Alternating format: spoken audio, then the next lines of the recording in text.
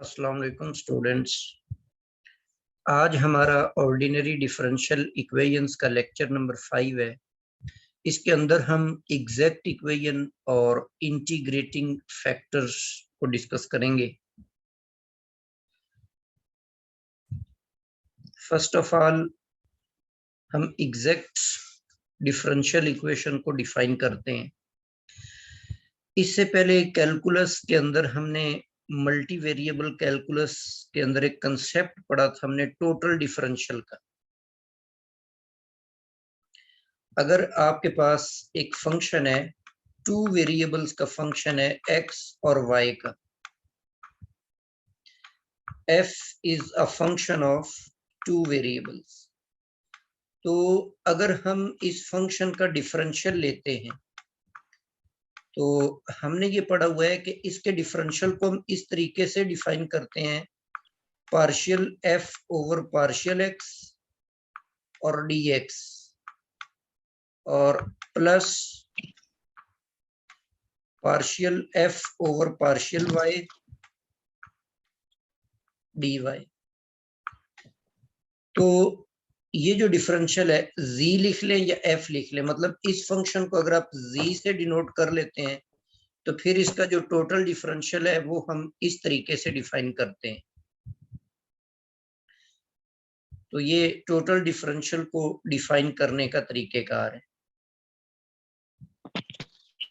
जैसे यहाँ पर भी मैंने ये एग्जांपल लिखी हुई है कि if z is equal to f of x y, z is a function of two variable x and y, is a function of two variables with continuous first partial derivatives in a region R of the xy plane, then its differential is given by dz is equal to partial f over partial x dx plus partial f over partial y और dy।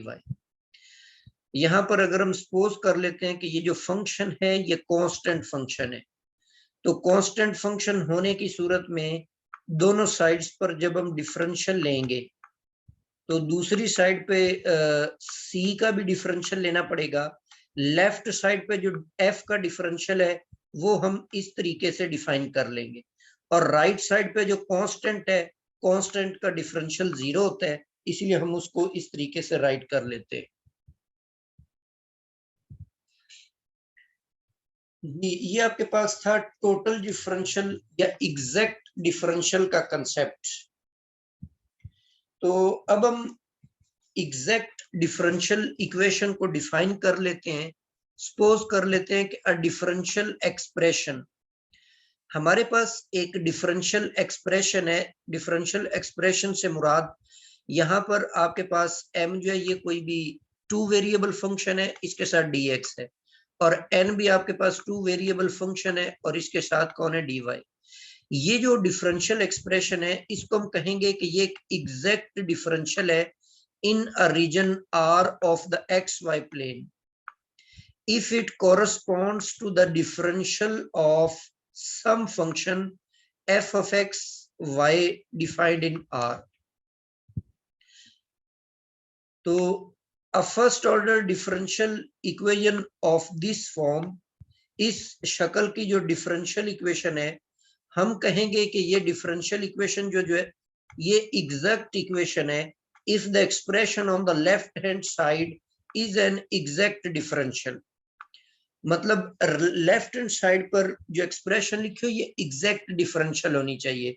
Exact differential से मुराद ये है कि ये जो m है ये आपके पास कोई फंक्शन एग्जिस्ट करना चाहिए फाई, ये उसके इक्वल आ जाए, और जो n आपके पास है n, ये n फंक्शन जो है ये इक्वल होना चाहिए उसी फंक्शन के y डेरिवेटिव के साथ।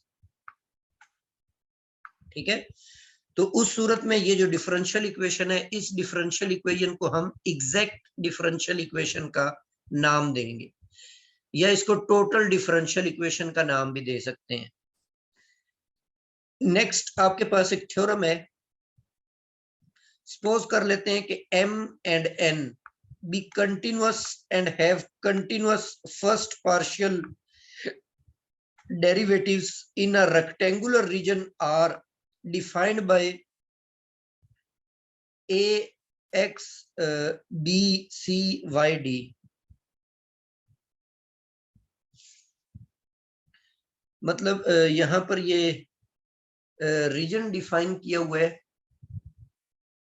देन ये रीजन को आप डिफाइन कर लें कि x जो है ये लेसर इक्वल टू, यहाँ पर ये मिसिंग हो गया, x जो है less or equal to, x greater or equal to a है और less or equal to b, जबकि y जो है ये greater or equal to c है, less or equal to d। मतलब अगर आप इसको ग्राफिकली बनाना चाहते हैं तो इस तरीके से बनाएंगे कि x की जो वैल्यूज हैं ये आपके पास a है सपोज, और ये हमारे पास b है।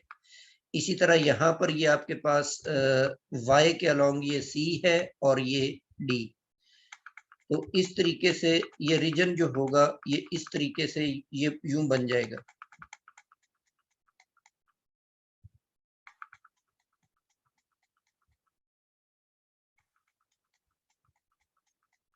ठीक है, तो ये एक रेक्टेंगल बन जाएगी, रेक्टेंगुलर शेप का ये रीजन बनेगा। तो ये जो इसके डेरिवेटिव्स हैं, ये जो फंक्शंस हैं m और n, इनके पार्शियल, फर्स्ट पार्शियल डेरिवेटिव्स इस रीजन के अंदर कंटिन्यूअस होने चाहिए। तो फिर इस डिफरेंशियल के लिए कि ये डिफरेंशियल एक एग्जैक्ट डिफरेंशियल है, ये वाली कंडीशन होल्ड करेगी कि जो dx के साथ फंक्शन है m, उसका आपने डेरिवेटिव लेना है विद रिस्पेक्ट टू y, और जो आपके पास dy के साथ फंक्शन है n, उसका आपने डेरिवेटिव लेना है x के लिहाज से।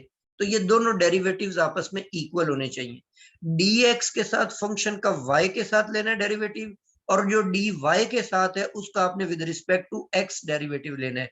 तो ये दोनों पार्शियल डेरिवेटिव्स जो हैं ये आपस में इक्वल होंगे। तो ये आपके पास एक नेसेसरी एंड सफिशिएंट क्राइटेरिया है किसी डिफरेंशियल इक्वेशन के एग्जैक्ट होने के लिए।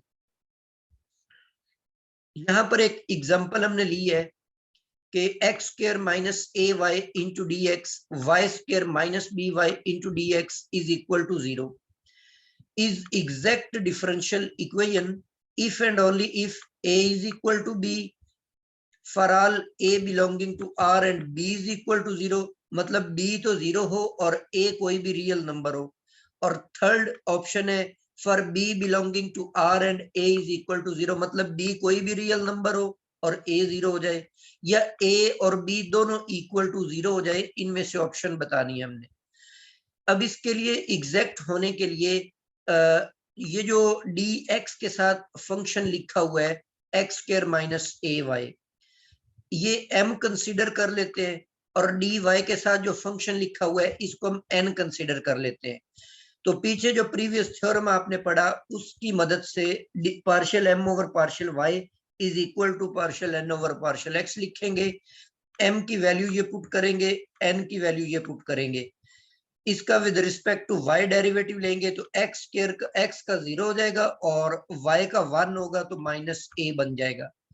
विद रिस्पेक्ट टू x लेंगे तो y square, y as a constant treat होगा तो इसका डेरिवेटिव 0 हो जाएगा और x का 1 आएगा माइनस b।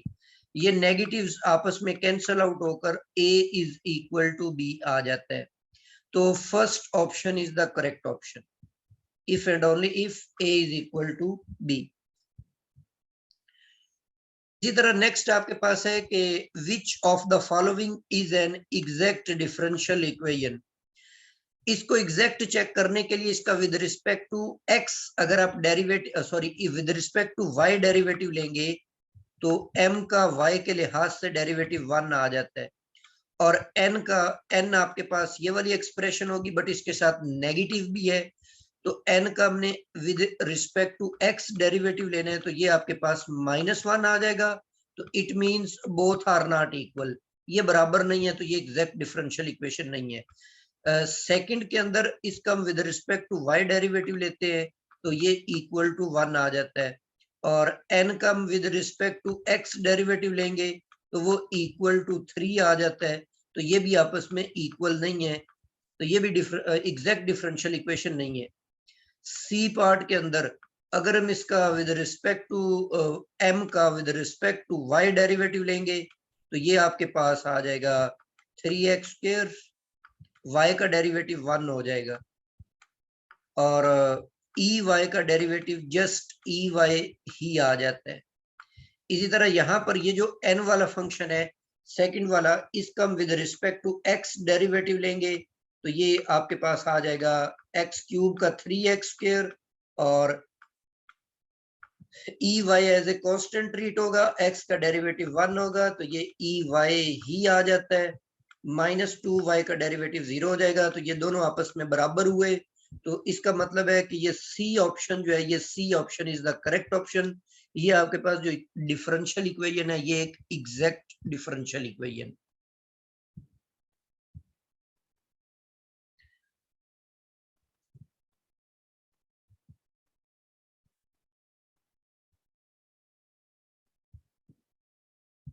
जी नेक्स्ट आपके पास है एग्जैक्ट डिफरेंशियल इक्वेशन को सॉल्व करने का working rule. For solving an exact differential equation हम सबसे पहले क्या करेंगे, compare this differential equation and find out m and y। m और y जो फंक्शंस हैं ये हम लिखेंगे, उसके बाद m का with respect to y derivative लेंगे और n का विद रिस्पेक्ट टू x लेंगे। अगर ये दोनों आपस में बराबर हो जाते हैं तो इससे हम नतीजा अखज कर लेते हैं कि वो जो डिफरेंशियल इक्वेशन है एग्जैक्ट डिफरेंशियल इक्वेशन है।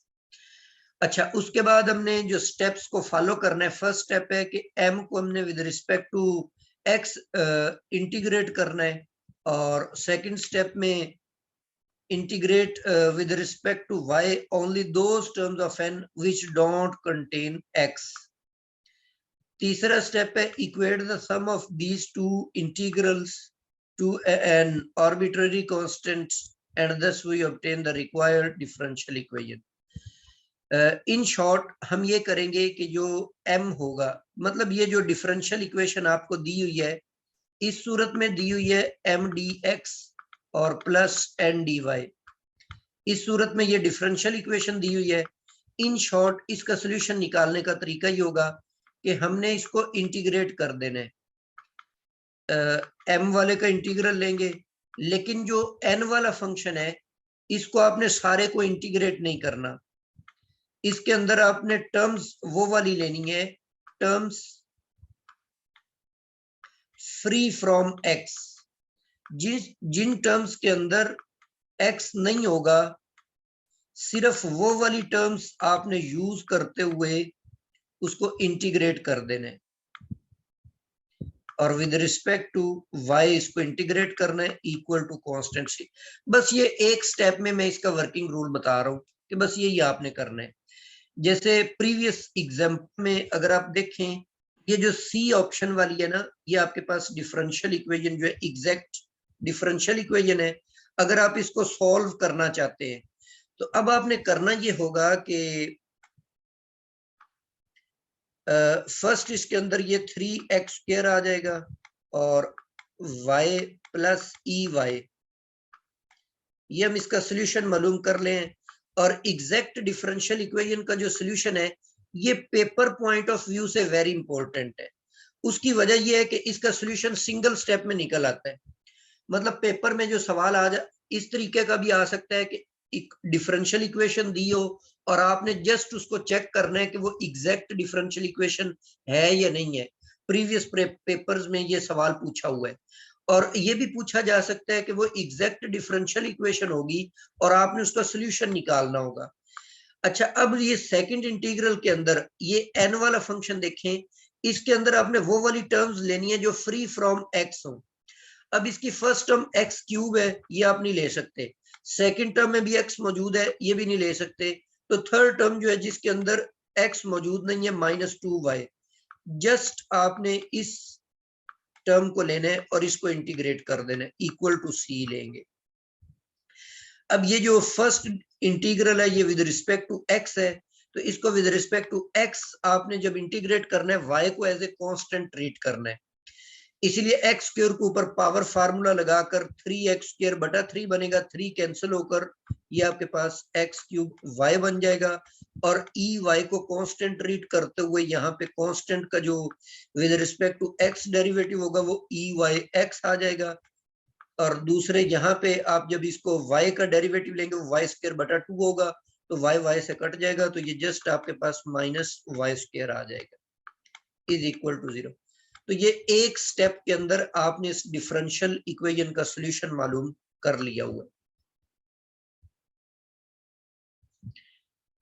इसी तरह यहाँ पर और एग्जांपल दी हुई है, इसको पहले तो हम चेक करेंगे कि ये एग्जैक्ट डिफरेंशियल इक्वेशन है या नहीं है।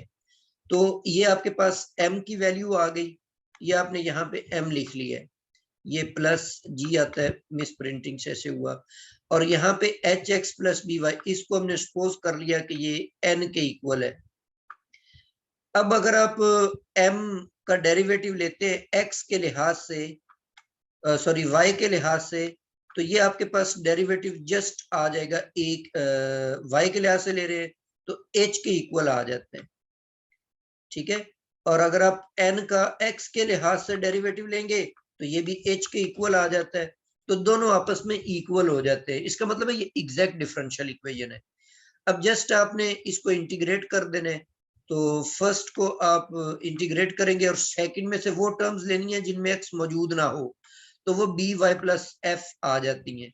मजीद इसके ऊपर y को एज ए कांस्टेंट ट्रीट करते हुए फर्स्ट इंटीग्रल को इवेलुएट कर लेना है, और इसी तरह सेकंड इंटीग्रल को with respect to y integrate करना है, तो ये आपके पास सॉल्यूशन निकल आएगा।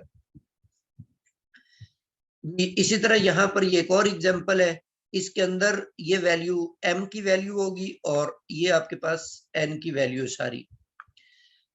तो m को विद रिस्पेक्ट टू y हम इंटीग्रेट करते, डिफरेंशिएट करते हैं, तो आपके पास ये सवाल आ जाते हैं एक्सप्रेशन, और n को विद रिस्पेक्ट टू x करेंगे तो भी आपके पास वही चीज आ जाती है। तो सिंप्लीफाई करने के बाद तो ये आपके पास एग्जैक्ट डिफरेंशियल इक्वेशन है। तो फर्दर हम इसको इंटीग्रेट करने के वास्ते अब सेकंड टर्म के अंदर, सेकंड एक्सप्रेशन में कोई भी रकम x वाली नहीं है, सॉरी तमाम x कंटेन करता है, कोई भी फ्री फ्रॉम x नहीं है, तो इसकी जगह आप 0 रखेंगे तो ये पूरे का पूरा जो है इंटीग्रल खत्म हो जाएगा, और इसको आप इंटीग्रेट कर ले, 1 की इंटीग्रेशन x आ जाती है, और इसको आपने y को एज ए कांस्टेंट ट्रीट करते हुए y से मल्टीप्लाई और डिवाइड करके, तो ये आपके पास इसका सॉल्यूशन निकल आता है।